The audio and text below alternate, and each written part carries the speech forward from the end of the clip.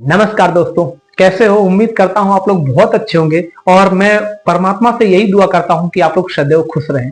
दोस्तों, आपने बहुत बार देखा होगा महाभारत के अंदर द्रौपदी की लाज इसलिए लूटी जाती है क्योंकि उसके पति उसको जुए में हार जाते हैं। दोस्तों, ये थी ये द्वापर की बात। लेकिन दोस्तों, आज हम कलयुग की बात सुनाने जा रहे हैं।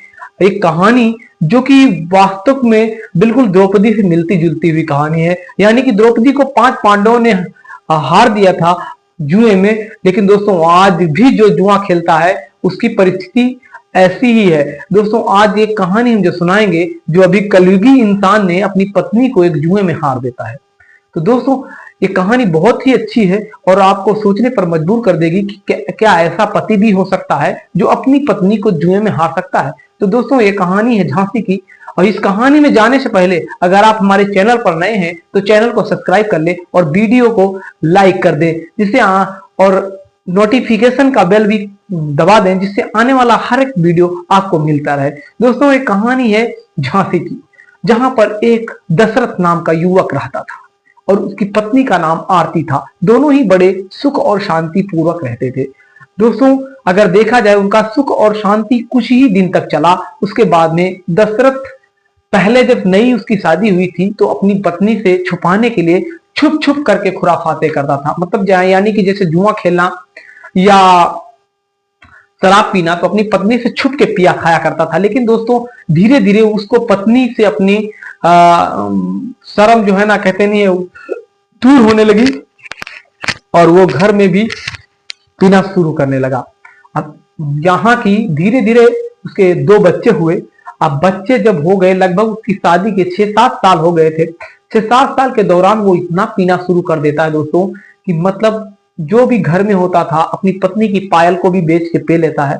अपने घर में जितना भी सामान था, यानी कि जो भी गेहूं थे, गल्ला था, जो भी था, सब कुछ बेच देता है। उसके बाद में कुछ नहीं बचता है तो खेत को बेच देता है। खेत उसका बिकता कैसे है? आखिरकार वो गांव में एक जमींदार इंसान था जिससे वो बहुत सारा लोन ले लेता है। लोन लेने की वजह से वो जमींदार जब उससे लोन मांगता है, वही पैसा मांगता है, तो जब वो पैसा नहीं दे पाता है तो अपने खेत को बेच देता है। जब खेत को बेच देने के बाद में उसके पास कोई भी रोजगार नहीं रहता है, मजदूरी करता है।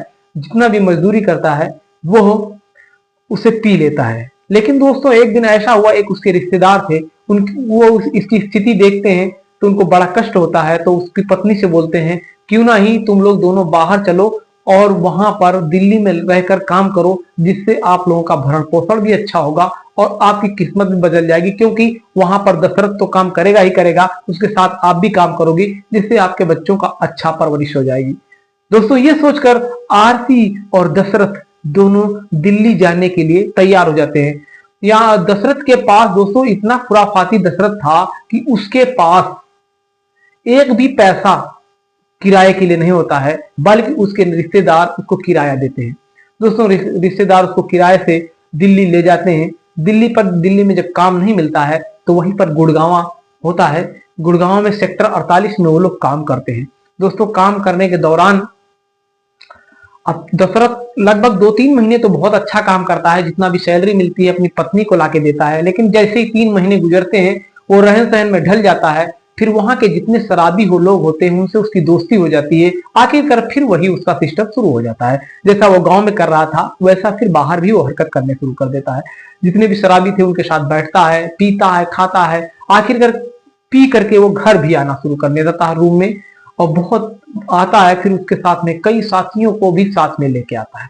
अब साथियों को साथ में लाता है, अपनी पत्नी के साथ मारपीट करता है। लेकिन उसकी पत्नी इतनी सज्जन होती है, कुछ भी नहीं बोलती है। दोस्तों, आखिरकार एक दिन ऐसा होता है, अब हर महीने की सैलरी वो खुद नहीं देता है, बल्कि वो जो पिछले 2-3 महीने में सैलरी उसने दी थी अपनी पत्नी को, वो उससे मांगता है। कहता है वो मेरे पैसे दे।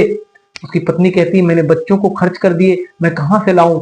नहीं देती है तो उसको मारता है। आखिरकार उसकी पत्नी जो भी पैसे घर में रहते हैं उसको दे देती है। वो बहुत पीता खाता है। धीरे धीरे समय आता है, दीपावली आती है। दीपावली के दौरान दशरथ जुआ खेलता है। वो अपनी पत्नी से कहता है मुझे कुछ दे, मैं खेलूंगा। तो उसकी पत्नी कहती तुमको तो सैलरी मिली है। वो अपनी पत्नी को सैलरी लाकर तो देता था, हाथ पे तो उसके रखता था, लेकिन दोस्तों वो तुरंत उससे वापस ले लिया करता था। जब उसको सैलरी देता है उसके बाद में वो कहता है मुझे पैसा दे, उसकी पत्नी उसको पैसा देती है। दोस्तों दीपावली के दिन जाता है, वो सारा कुछ जुए में हार जाता है, जुए में हार जाता है। दोस्तों क्या बताऊं। और आरती इतनी सुशील लड़की थी, सुशील पत्नी थी कि मतलब बहुत ही अच्छी थी, उसके विचार इतने अच्छे थे। वो अपने पति के को कभी भी कुछ नहीं बोलती थी, जब ऐसा भी करता था कभी कभी बोल देती थी।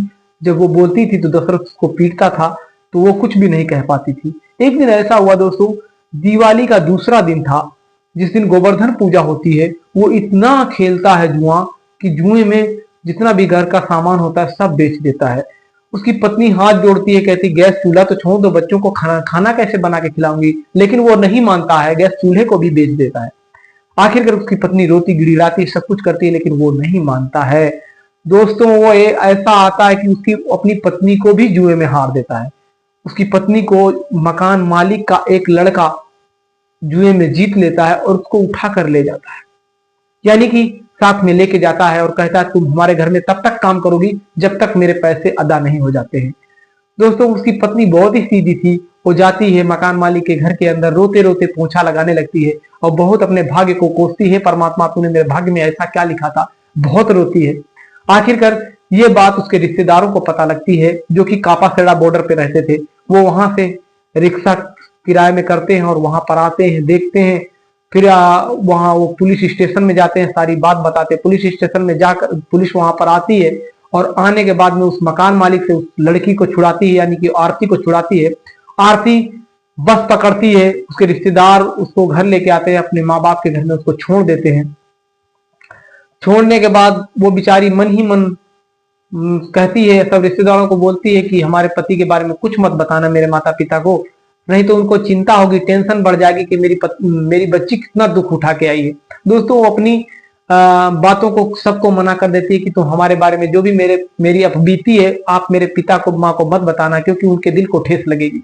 एक दिन ऐसा होता है, 2-3 दिन के बाद में दशरथ भी अपना टिकट निकालता है। निकालने के बाद में वो भी झांसी पहुंच जाता है और पहुंचने के बाद में बड़े ही नम्र स्वभाव में अपनी पत्नी के पास जाता है। कहता मुझसे जो भी गलतियां हुई हैं उन्हें माफ करना, और मैं बहुत अनजाने में जाने में मुझे से बहुत गलतियां हो गई, मैंने आपको बहुत सताया, लेकिन अब कभी भी ऐसा नहीं होगा।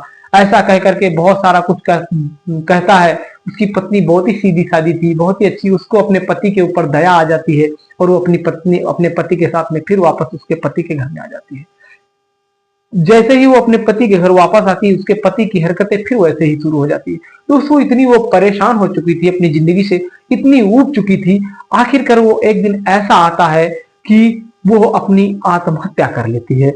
आत्महत्या करने के बाद में उसका शव जब पोस्टमार्टम के लिए भेजा जाता है, तो उसमें पता लगता है कि पत्नी ने आत्महत्या की थी। फिर बाद में वो जांच पड़ताल की जाती है, तो उसमें पता लगता है कि वो पत्नी अपने पति से परेशान होकर आत्महत्या कर लेती है। तो दोस्तों ऐसा मैं सबसे यही रिक्वेस्ट करूंगा, भाई अगर आपके घर वालों को, आप किसी को कष्ट है पीने खाने से, तो दोस्तों बर्बाद मत करिए। जुआ और दारू बहुत ही बुरी चीज है।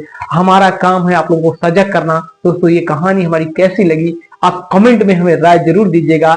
ऐसी ही कहानी पाने के लिए हमारे चैनल को सब्सक्राइब जरूर कर लीजिएगा। नमस्कार।